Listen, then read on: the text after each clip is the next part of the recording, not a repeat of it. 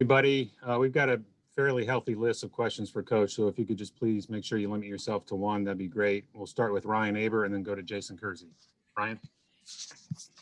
Yeah, Lincoln, we talked to you early in the spring about Kennedy Brooks and bouncing back from missing last year.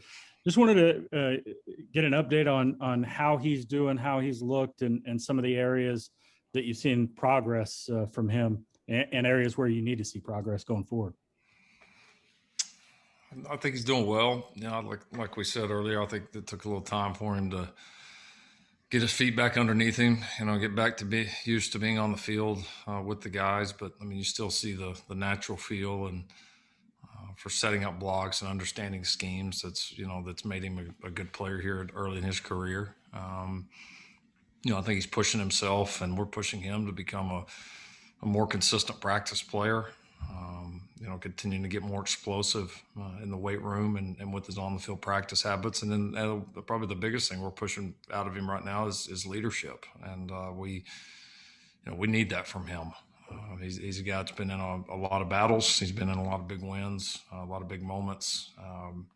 And for our running back room, our offense, our entire team, we need to feel his presence, and that's something. He's at times a little bit of a naturally quiet guy, but you get there to the end of your career, you got to rise up and be a leader and push yourself to be more vocal. And he did a really good job of that today, and we're definitely going to need that from him and others going forward. Appreciate it, Lincoln. Mm-hmm. Okay, Jason Kersey and then Eric Bailey. Yeah, Lincoln, I wanted to ask you about we're coming up on this new world of college athletics with name, image, likeness. And I wanted to ask you how you're preparing your guys for that, specifically maybe Spencer and Caleb, because I'm sure they're going to be among the guys getting maybe the most opportunities out of that. How are those conversations going? I would say we've done a lot of preparing within the athletic department. I'll give Joe Castiglione and his staff a lot of credit. They've really kind of kept all of us in the department on the forefront. We've been pretty proactive about our plans, which there is a lot of planning around that because it'll put athletic departments, coaches, administrators, everybody in a tough position just because these are the people you're in charge of, but by rule you're going to have no say or no involvement in this. But ultimately, we all know we're still all going to be responsible for it. And so it's going to be, it'll be interesting as we go forward. I mean, we're going to have to prepare, but also we're going to have to adjust, because there's a lot of different ways that this legislation can go. And so, for us, our team is aware that we're making the necessary preparations, and I think the way we handle it with any of our players is, just like we do, on the field recognition, awards, anything individual is, we want guys to have individual goals. Of course, we want them to have success personally, but nothing ever here at this program will come in front of the team and the team's success. And ultimately, when the team has success, it's going to create more opportunities for the individuals. So that's we'll definitely be on the forefront, but that's going to be our place with it, and that part's not going to change. Thanks, Lincoln. Eric Bailey and then Joe Bettner. Hey, Lincoln, I wanted to ask you, what has Caleb Williams' growth been like this spring? And just for you as a coach, what's it been like not having a transfer in the quarterback's room these past 2 seasons compared to what it was like your first 3? Is there any difference at all? Is that the second part of that, Eric, one more time? Any difference at all of not having a transfer quarterback in your quarterback's room these past 2 seasons versus the first 3 when you had transfers in your room? I got a transfer. I got Micah Bowens in there right now. Okay. No, yeah, you're right. Okay, you're right. I forgot. I certainly get the question. But Caleb's doing well, getting a lot of reps, learning a lot, throwing him in a lot of different situations. I think he's done a good job with as he makes. He does a pretty good job making plays. Outside the pocket. He's athletic. He throws well on the move. Has some creativity to his game. He's still got to get more consistent on just the kind of the more routine plays, which is normal for this time, in the offense, was he's just learning and kind of getting started. But he's working hard to learn it while balancing a pretty pretty challenging class load right now. So he's got a lot on his plate, but he's doing well. He's progressing nicely, has a lot of ability. Certainly he's got a long way to go in his knowledge and understanding and the decisions day in and day out, but certainly see no reason why, he can't be a very good player for us as we go on. The room's good. It's nice having some returners in there and some guys that have been in there. A lot of the guys are fighting like crazy to learn it, which is fun. It's made the room competitive, and everybody's kind of eager to learn. And several of those guys are all kind of learning it for the first time at the same time, which I think has been helpful because they're able to bounce stuff off of each other and questions. And then it's good for them having a older guy in the room in Spencer that obviously is a little bit more, more down the line with his knowledge of it. Lincoln, thanks. Have a good week. You too. Joe Bettner and then Kerry Murdoch. Hey, Lincoln, you guys are 3 years into having redshirt freshmen being able to play 4 games in a season. And I'm curious, as you kind of get into this spring, kind of seeing that full cycle go through, have you noticed any difference in maybe quicker player development as far as getting those game reps? Are guys coming along quicker than maybe they used to? I think it's fair. I think you can point to a handful of guys that we've had over those years that were able to get that game experience, and the game experience is great. But I think also just the mental side of it, like every player out there knowing, hey, whether I happen to redshirt or not, I'm going to have a shot to go play. And just what that does for you mentally. When that opportunity's out there, it just feels different to guys. And so I think the rule has been a good rule. I mean, I think it served the 2 purposes, which, one, as you mentioned, was developing players, and 2 was let's don't take away seasons from guys that have extremely minimal playing time. So I think, as you look back on it, it's been one of the rules that I would say has been very positive. Okay, let's go to Kerry Murdoch and then John Hoover. Hey, Lincoln. I'm curious about this spring, not having it last year, having, so many practices that were interrupted because of contact tracing. Has it made you do more this spring that maybe you wouldn't have done? You put an emphasis on maybe, I don't know, things like more physicality or things like that in practice, or is you just let it be normal like it always has and kind of enjoy that? Yeah, probably closer to normal.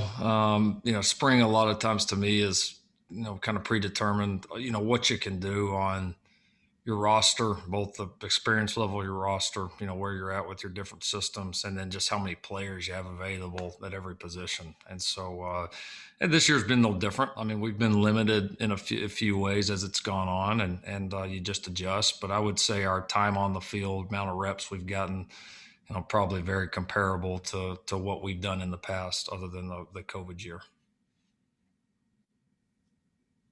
John Hoover and then James Hale. Hey, Lincoln. A little more on Caleb Williams. Spencer's relationship with him. I'm wondering about that. You look back now, Spencer all of a sudden is the older guy. He'll be going into his 3rd year of college football. I'm wondering from his perspective what you've seen from that dynamic. And then if you could, can you expound a little bit on Caleb's classroom load that you mentioned? Their relationship, I think, is very positive. I think they have mutual respect for each other. Both similar situations, coming out of high school and having to come in and learning this thing really quick. And I think they're both competitive guys, and I think they've been good for each other. It's always great to have, other good players in the room. It pushes you no matter how long you've been at a place. And then, certainly from Caleb's perspective, having a guy in there that's been through the fire, that knows the system at a higher level than Caleb does right now, and a guy that he can watch, the way he prepares and watch the way, the things he does on the field, way he communicates, all of that, I think is good. So no, it's they seem to get along very well. And I would say, very similar to some of the other really good relationships that we've had in that room over the years. Yeah, Caleb's class load. He's one of two players right now that we have with this, I guess, this rule exception this year. But both he and Billy Bowman are still taking some of their high school classes online as well as their spring semester load. So give both guys credit. It's their first year of college and spring football and all that combined is a lot on its own. And when you add in the fact that you're having to take high school classes on top of that, it's been a challenge for both Billy and Caleb. But I give both those kids a lot of credit. They've handled it well, and both their high schools, Gonzaga and Denton Ryan, have been extremely helpful as well. Thanks, Lincoln. James Hale and then Dean Blevins. Lincoln, it looks like they are going to pass the one-time transfer rule. And I just want to let you know that I wanted your comments on that because it looks like it's going to come to fruition. And I had Patty Gasso on my show, and I asked her about inter-conference transfers, what she thought about it. And she said she absolutely agreed with you, and she doesn't like that idea. So I've asked 3 or 4 coaches at OU, and they've all agreed with you. So you got your coaches behind you in this deal, and I'm curious what you think about that. Yeah, I think it's like anything. There's going to be rules you agree with, rules you don't. People are going to have different positions, and you understand that. If somebody doesn't agree with me, I'm not mad at them. I that's fine. I see it from my perspective, and my perspective, again, has zero to do with any of the individuals. My perspective is, I don't know, maybe as you get a little bit older in this thing, you start thinking about kind of long-term, of what the game and what does that look like, and take your individual needs or wants out of it. And, this game's been very, very, good to me. It's been a huge part of my life and my family's life. And as my career goes on, and certainly even when I'm done, I want this game to still be the best sport in the world, which it is. And so that's where, I land on that, and even some of the other decisions through the years, some of the other things that we've talked about that have become controversial, or one of those things where everybody has an opinion on it. So there's a lot of people that have that same opinion, a lot. Most aren't willing to speak out publicly. And so that's where it's at. But again, that's, there's rules. Rules are going to change. There's rules on the field, rules off the field all the time we don't like. I still, even though I coach offense or have in my career, I still never agreed that a lineman should be able to be 3 yards down the field and you'd be able to make a forward pass. But I think that's insane. But it's the rule, and you gotta live with it, play within the rules, whether it's on the field or off the field, and go on. Thanks, Lincoln. Have a great day. You too. Dean Blevins and then Mason Young. Yeah, Lincoln, I'm wondering about Spencer Rattler. It seems like you possibly could have upgrades at a number of positions throughout the team, including offense. And even in the quarterback room, it would be, it's the same quarterback, but more reps, et cetera. Where is he, or where will he be by game 1 in terms of being better? It sounds like physically he's a little bit better. How would you evaluate that, his improvement from the end of the bowl game to where you're going to see him start the season? Yeah, I can speak to where I hope he gets to. And where he's at right now. He's, we've really pushed him hard physically. Like we've said here, we think there's another level that he can go to with his movements, his body composition, kind of all parts of it. Just becoming more physically developed and having more capabilities physically. And so, that started with kind of the first phase of our off season before spring, and certainly will be, continued to be addressed, here in late spring and throughout the summer. Then I think, you see an understanding, more of an understanding, and more, being a little more comfortable with the things that we're doing, and that's just the reps over time. And that's all the meetings over time and all the walkthroughs. You see that starting to take hold.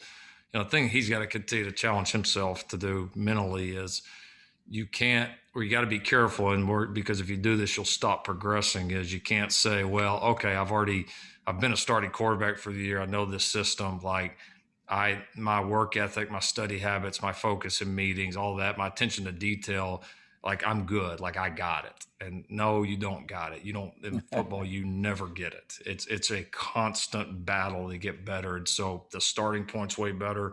But if he'll continue to work, I would expect that he'll improve in a lot of areas. But and he has so far. But he's going to have to continue to really work. Thanks, Lincoln. You're welcome. Go to Mason Young and then Garen Emig. Yeah, Lincoln, I wanted to ask you about Jalen Redmon. I know you guys got him back practice-wise before the bowl game, and was just curious if you felt like, if at all, like how much that benefited him jumping back in then versus kind of coming back in the spring like everybody else. I do think it benefited him. I really do.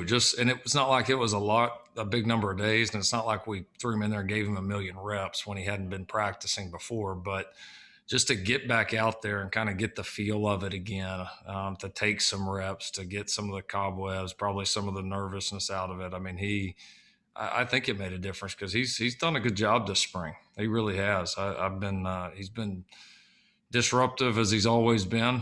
He's always been a pain in the butt to block, and that certainly hasn't changed. And I think he's just really in a good place. I mean, just all parts of it, and physically, mentally, just everything. He's just in a really, really good place, and I know he's enjoying being out there and playing with our defensive line, but I do think him coming back was big. I not just for Jalen, but I think also team saw that. I mean it said a lot to teammates, for him to come back and do that, to practice, to want to help us, be ready to go play Florida and beat Florida, and so that was. I think it was a really positive thing for him and for, just the team and the team chemistry. Thanks, Lincoln. Garen Emig and then Joey Helmer. Yeah, Lincoln, every few years, the topic of spring scrimmages bubbles up as in relation to teams playing other teams as opposed to doing an intra-squad. It never seems to gain any traction, though. It's just, this is an interesting idea and then nothing ever happens. Do you see the day that becomes a viable option? I'm not even sure you could have it per the NCAA, even if you wanted to right now, but would you be at all interested in having that as an alternative to intra-squads at some point? It'd be worth the conversation. I don't know that I could sit here today and say I would definitely be in favor of it. There's teams are at different points, in spring, and you certainly get into deals where maybe you have this many players available at the beginning of spring, and then all of a sudden, whether a guy's injured or transfer or whatever happens, you don't. And then how the nice thing about the spring game format is we can totally control it, and if you've got somebody else on the other line of that has their priorities in mind, I could see that becoming difficult. So like I said, I'm not saying it's not worth the conversation, but I see that being maybe a little far-fetched, honestly. Well, quick follow-up. Do you see it as a more viable alternative for bringing fans in who, the product is a little more in terms of just a typical game? I mean, you guys are more careful, it seems, every year, and right, with the thud instead of the tackle and keeping guys out. Would that give fans a more viable excuse to come watch, you think? It might, depending on the opponent. Right. It might. I think at some places, I think it could make a big difference. We're lucky that our fans here, support us the way we do. I mean, I still will forever have burned in my mind. We changed the spring gate, but less than 48 hours. We changed the date, time, everything, and have 50,000 people out there at night. So that's, I'm always thankful of that, and hopefully we can have another good product out there for them this year. Okay, fair enough. Thanks. Mm-hmm. Okay, two more, Joey Helmer and then Josh Calloway. Yeah, I have a broad question. In fact, it's not even really a football question, but you guys are the bell cow on campus, but obviously I saw you meeting Porter and Jenny the other day, and there seems to be a connectedness with this athletic department that might be a little bit unusual. In your perspective, what does it say about the athletic department as a football coach, how you guys are so intertwined? Yeah, I would say two things on that. One, Joe and his staff have done a great job from day one here of bringing the sports together. We have monthly just head coaches meetings they're not like your typical meetings where you're just going through kind of a list of priorities or just kind of busy work. I mean, it's interactive. It's more kind of working together, which has been great. We do a lot of events that bring all the teams together, where it's not like one sport's here, one sport's there. And so the athletic department here does as good a job of anywhere I've ever been of bringing everybody together. And then I think the other thing that brings the people together here too is the level of competitiveness, and the level of success that so many of our programs have had and currently are having. And I think it's in a great way. It's in a productive way that, every sport wants to do well on their own, of course, but they also want the other sports to do very well too, and they want the OU brand from an athletics standpoint to be about success and to be about championships and to be about, playing and competing at the highest level and being in those biggest and best games, matches, whatever it is. So I do think there's a competitiveness within the department too, a healthy competitiveness that pushes the other teams as well. It's been fun to be a part of that, and certainly great to meet Porter and Jenny. Those guys are, they're tremendous. I mean, that's obviously basketball is a big deal anywhere, and replacing the two great coaches and two coaches I really enjoyed my time with, and certainly it looks like it's going to be a great relationship with our two new basketball coaches. Okay, Josh Calloway. Yeah, Lincoln, I'm just curious, with spring practices obviously winding down here, just what are some of the guys that have been the biggest surprises, I guess, of the last month or so, the biggest breakout players that have just had, guys that you wouldn't maybe expect as much, not star guys, but guys that have just really, risen up over the last month? Well, there's your expectations and ours. We pretty much expect everybody to break out. So I wouldn't say unexpected by any stretch for us at least, but I think a few of the guys have really done a good job this spring.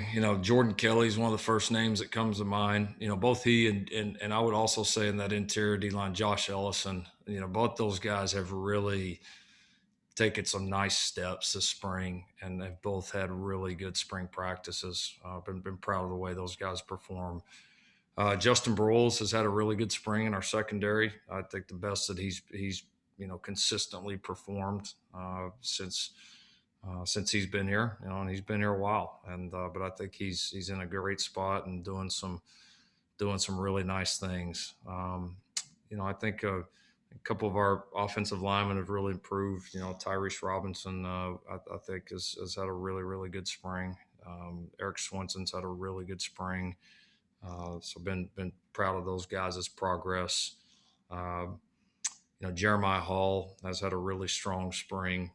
He's really performed at a high level, has taken a lot of the reps and has certainly made a difference. I think. I mean, like I said, some of the newcomers are having their moments. We'll wait to put them in the Hall of Fame a little bit later. But we got some guys that are of the young group they're certainly doing a nice job as well. So it's been a good spring. It has. It's guys they've been into it, and I think I felt like this group has appreciated the fact that we even have it right now. I mean, after most of them went through, it being taken away.